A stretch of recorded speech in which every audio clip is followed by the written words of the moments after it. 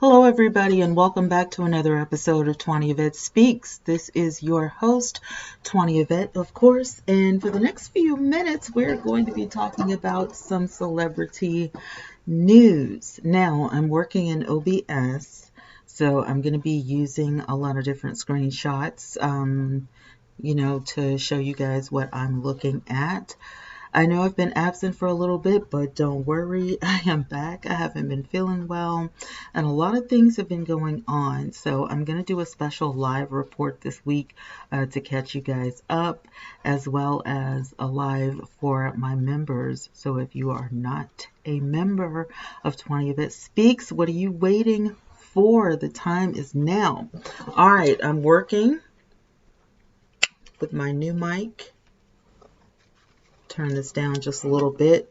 Let me know how the mic is. You guys are just like, I can't hear you. I can't hear you. So let me know in the comments below how you're loving the new mic, how you're loving the new system. Is everything okay? Can you hear me good? And all that good stuff.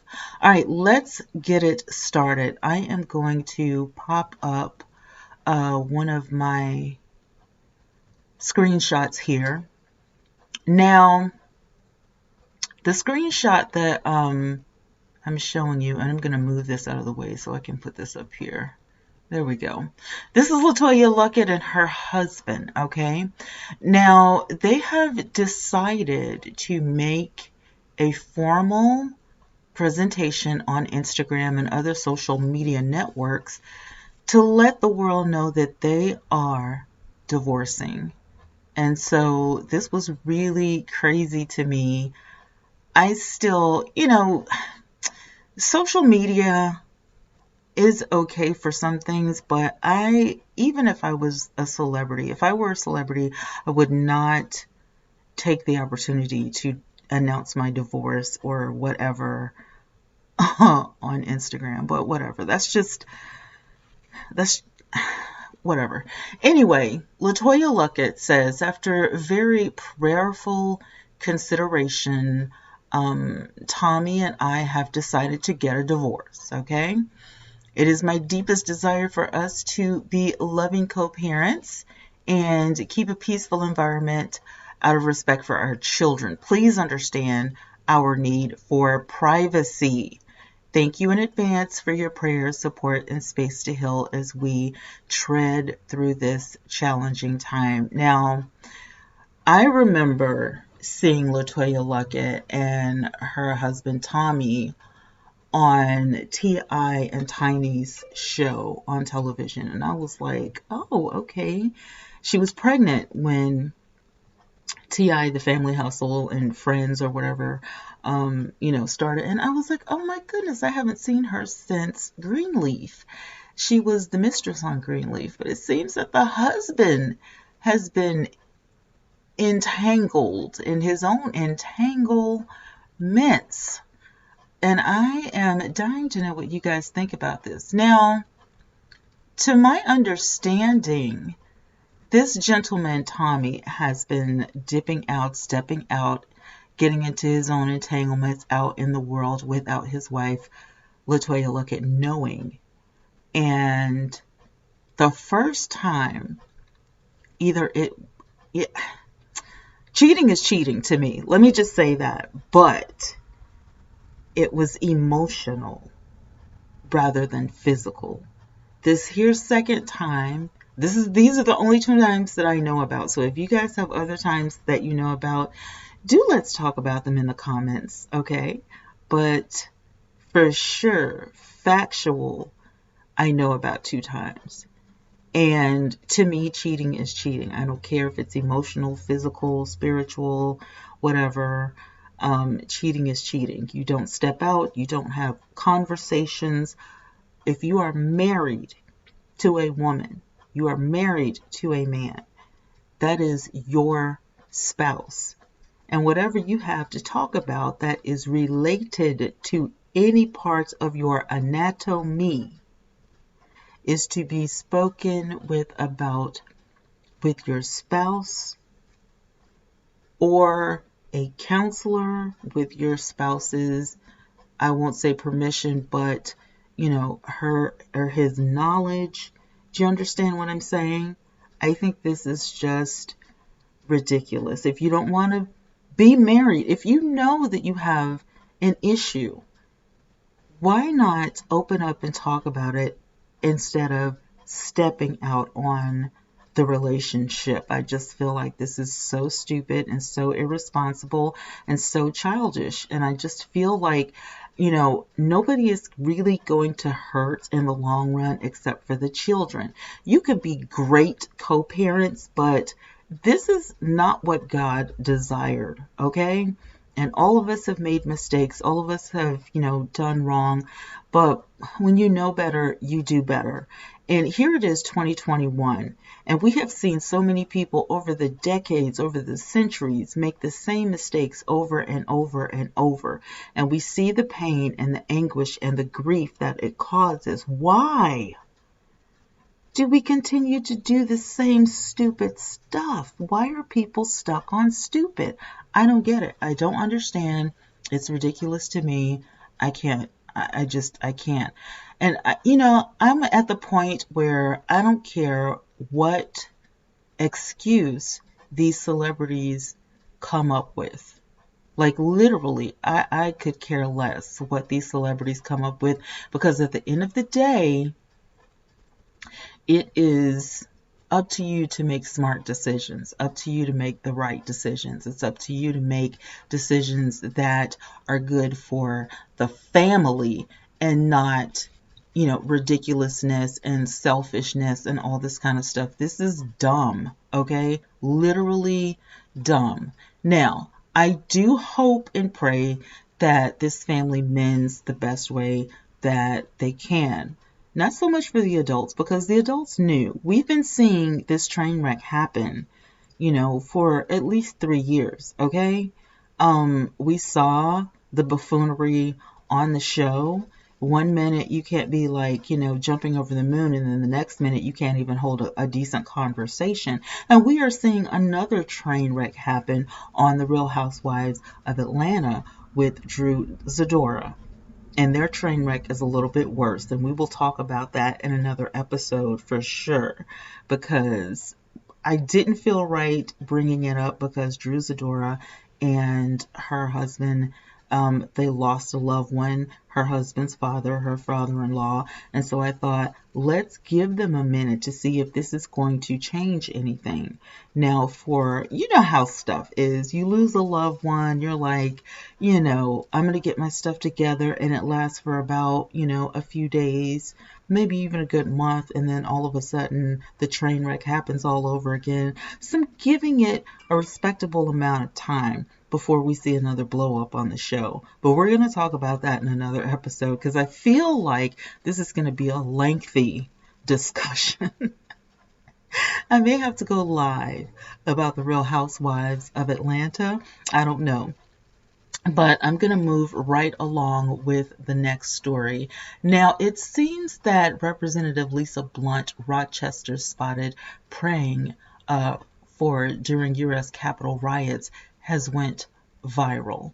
And I'm going to switch to my browser so you guys can see what I can see. The prayers for... And let me get rid of this video. The prayers for our nation were extra loud on January the 6th when rioters stormed the U.S. Capitol as Congress gathered to count electoral college votes. Among the prayers of people on the outside looking in were prayers from the inside. Big and loud prayers. Prayers of unwavering faith in God to turn things around. The powerful prayer was caught on video, and it showed Representative Lisa Blunt, Rochester, not only praying for the safety of her peers under attack, but for the attackers too. You guys need to let me know what you think, because I'm going to let you know what I think. Bravo. Lisa Blunt, Rochester, I applaud you. You're like my new hero right now.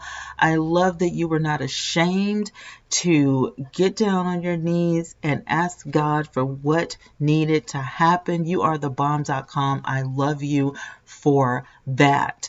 The article says, with all the chaos going on in the room, her words came across faint but obviously bold, and I appreciate it. I am going to leave this link in the description box so you guys can click on that little video right there and check that prayer out if you haven't seen it by now. I'm sure you have, but it just warms my heart. And when I tell you this woman was praying, no shame in her game, and I applaud that. I applaud it. I love it. I admire her for that. She's everything. And, I'm thankful for people like that, because some people, they, whisper a little prayer or something like that. But when I tell you this woman is praying, I was like, she is not thinking about any of us. She is talking to the Lord because she's trying to get something broke through. She's trying to get a prayer up. And that's commendable. Love that. Absolutely love that. So upon my looking on blackamericaweb.com, I came across another article that I want to talk about. Why hasn't Maya Poncetta been arrested? Black teen she attacked is now seeking therapy. So we know everything about her except why she hasn't been arrested and charged for a crime that we all saw her commit. This article was written by Bruce C.T. Wright, and I'm not going to go through the entire article, but I'm just going to read you a little bit because, we've all been watching this.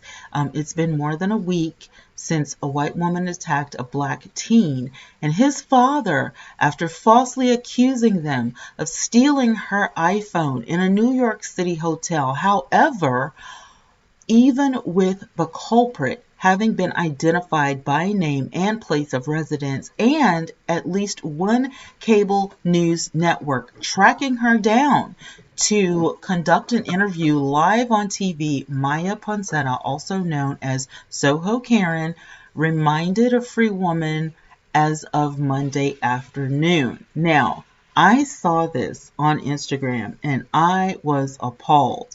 First, I'm seeing this chick attack another human being head on. I'm talking about like if she were playing football and then interviewed. Okay, by then it was a cable network. Then, she sits down and talks virtually to Gail and, all in all, pretty much told Gail to shut it down. And, how did I attack the person? By asking them to be quiet or what? Like, are you serious? Everybody saw the video. Everybody saw you. Like, are you kidding me right now? I can't deal. I need to know you guys' thoughts on this. I know you guys are going to sound off. I know you're going to talk about this. I know you're going to tell me your thoughts so that we can chop it up because, listen, let me tell you, this is not right. Everything in me wanted to reach through my screen and yank a knot in this child, okay? I'm not down for it. I'm not here for it. This is some of the stupidest stuff I've ever seen in my life. And why would you even put yourself in harm's way, just to get some attention? You got your 15 minutes of fame, but however, you need to be arrested. Some charges need to be filed. You need to go down for that, because it was stupid and it was childish and you need to be ashamed of yourself. Who does stuff like that? Like, who does that? It's ridiculous. Anyway, I'm going to put the link in the description box for that. I'm going to move on to another story. And yeah, instead of doing like a whole bunch of separate articles, I'm just going to do this one big video. I'm going to try to put as much on the thumbnail as possible and in the title so you guys can know what I'm talking about. Listen, I debated back and forth if I was going to do this. This is from zergnet.com. Adina Howard admits to the love triangle that ended her career. Now, I don't know if you guys remember Adina Howard, but she was a very provocative singer back in the day.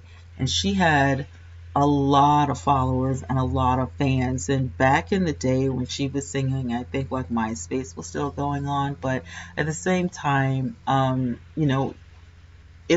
social media wasn't popping like it is now.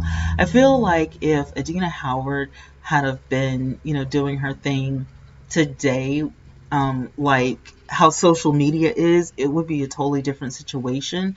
But here, she's coming forward after all these years, and she's saying that she admits that a love triangle with Brandy, another R&B artist, ended her career. Her second album was delayed indefinitely, and that's what she's talking about. So the article goes on to say, if you're a fan of 90s music, then you know that Adina Howard was the embodiment of sexuality.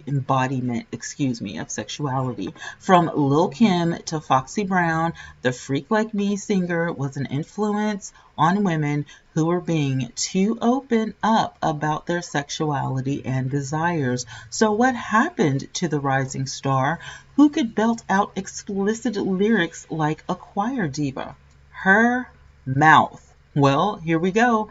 During an episode of Unsung that focused on the career of the t-shirt singer, she said that she had a few choice words for her boss, Sylvia Rohn, a label executive at Atlantic Records. I can kind of remember something happening to somebody else who wasn't in the music industry. I think it was Monique. She had a budding show on BET. Do you guys remember that? And her sidekick was Rodney Perry. I interviewed him a long time ago, and I so wanted to bring up the incident that, got Monique shut down her mouth, but I didn't. I was very conservative in my interview, but I wanted to ask him so bad. But we kept it all about him. But I can remember some things being said about why Monique was shut down, and she had some choice words for BET back in the day. So now look at Adina Howard. She had some choice words for her label executive, and she got shut down. So according to Adina, she began dating Wayna Morris, the lead singer of Boyz II Men. I hope I'm saying his name right, Wayna or Wyna. I'm sorry if I messed your name up. Please forgive me. But he happened to be in a relationship with the platinum singing label mate Brandy. Okay, so I kind of remember a little something about that, but I had no idea that Adina was also seeing him at the same time. So the two young ladies, a lot of their egos get in the way, and we're kind of going through it about a guy. Now, everybody used to think that Brandy had it in with Monica, but now we see that Adina was in the mix too. So when the tumultuous love affair reached the ears of Sylvia, she spoke with Adina and told her to focus more on her career and let the relationship with him go. Well, at that time, radio gossip queen Wendy Williams caught wind that there was a scandal between Adina, Brandy, and cheating with Wayna, and she gave Adina a call, and Adina opened up like she normally would, said producer Billy Moss, except she had some choice words in there for Sylvia and for Brandy that pissed Sylvia off, and she was on fire, and we can just imagine what happened after that. She said it said something very inappropriate about the head of the label, and she pulled up the emergency brake and shut everything down. And Adina remembers this, and rightfully so, because when you have the power to do that and you don't like what people are saying about you, yeah, that's what happens. So I'm going to put that link in the description box so you guys can check that out for yourself as well. But wow, I always wondered what happened to her. She was so pretty. She had a very nice voice. I think she was a little provocative for me even back then, but I could see her going someplace. And then all of a sudden she disappeared. And I was like, okay, what happened there? So we're going to talk about that in the description. Not in the description. I'm going to put the link in the description. But we're going to talk about that in our little chit chat. We're going to talk about that in the comments. So check this out. Dr. Dre, he's been going through some health issues. That he's been, in the hospital. He had a battle with that aneurysm. Whew. Prayers have been going up for you, Dr. Dre. But in the midst of all that, Dr. Dre's home was almost burglarized while he was in the ICU. A group of men saw a window of opportunity while Dr. Dre was fighting for his life. Can you believe the audacity of some people? Like, are you kidding me right now? Let's talk about this. Last night, which would have been January 6th, the hip hop world got their first scare of 2021 when it was reported that Dr. Dre had suffered a brain aneurysm and was laid up in the ICU of Cedars-Sinai Medical Center in LA. So you guys know that I dropped this on my community tab so that we could immediately start praying for this. I'm going to skip down. Our sources say that 4 men were on Dre's Pacific Palisades property Wednesday around 2 a.m. Security spotted them as they were chasing the house. Before they could get to the main structure, security confronted them and quickly called police. The men fled, but cops arrived almost immediately and chased the 4 would-be burglars, catching and arresting them. So police believe the men heard the news about Dre's condition at Cedars and decided, yep, let's go. How disgusting of you to know that this man is fighting for his life, barely breathing. I mean, it was so bad. After he, was okay, he dropped this and said, thank you to my family, my friends, my fans for their interest and well wishes. I'm doing great and I'm getting excellent care from my medical team. I will be out of the hospital and back home soon. Shout out to all the great medical professions at Cedars, one love. So we were very, very happy to catch this on Instagram. I know I was. I was like, what? Dre has 5.4 million followers on Instagram, so we all know that, a lot of prayers were going up for him. And, obviously the creator was listening because I was amazed. I said, an aneurysm? And he recovered that quick. So, you know what I'm saying? Like when you're sick and you're down and you're out and you feel like you think you're on your deathbed, whew, that thing is something serious.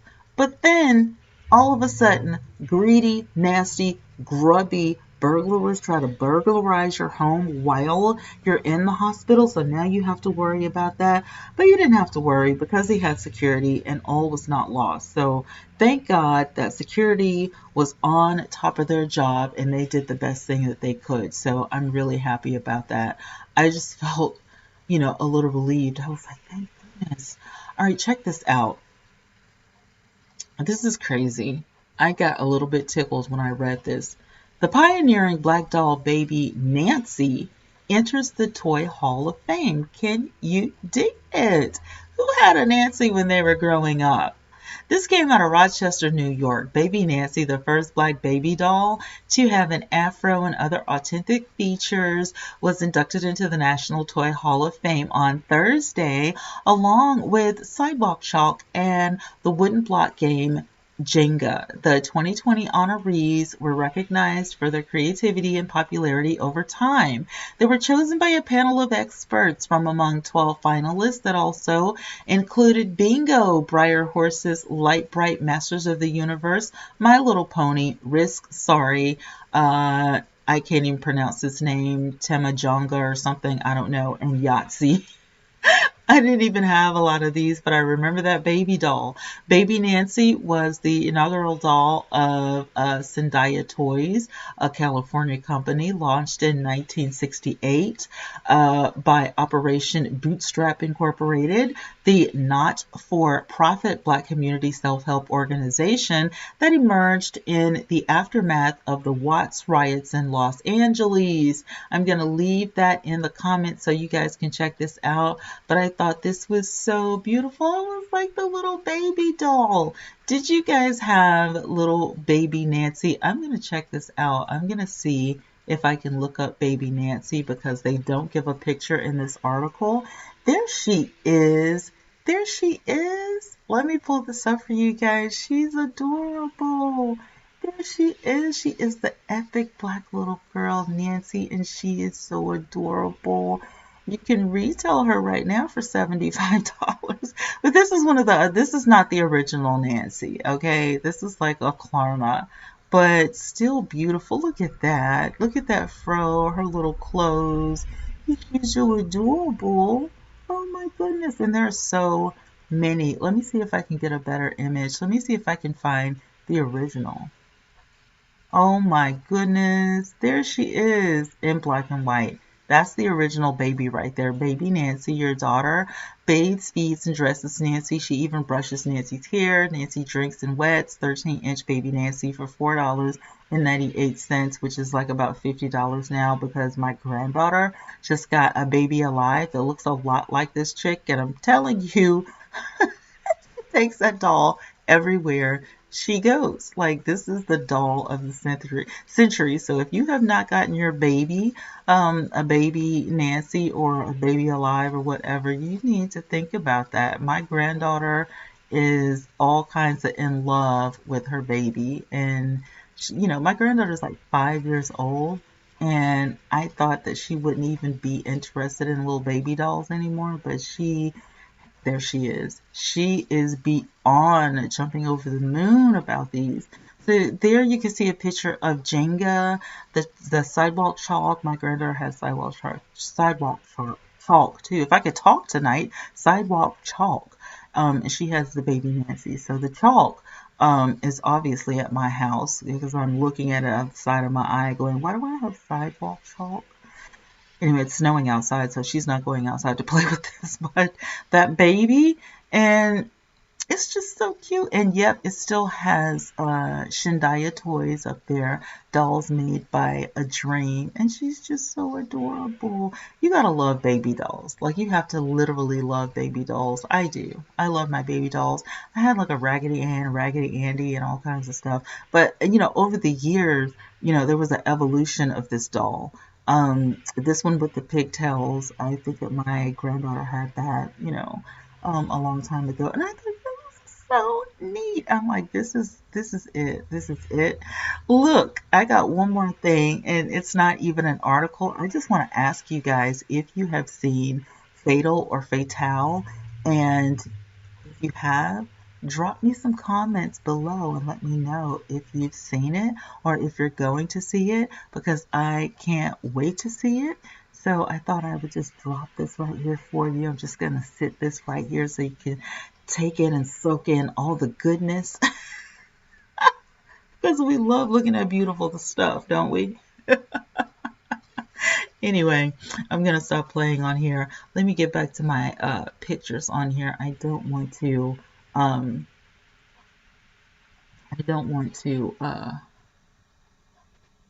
leave that up there with that the divorcee photo. Not at all.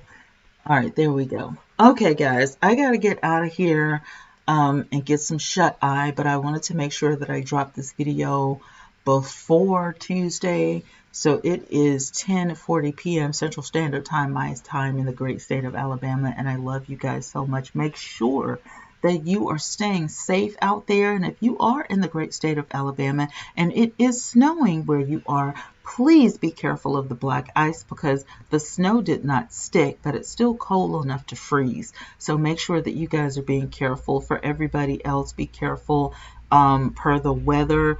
Don't forget to mask it up out there. Live on purpose. And until next time, I love you guys so much, and I will be talking to you guys in another video. Bye for now.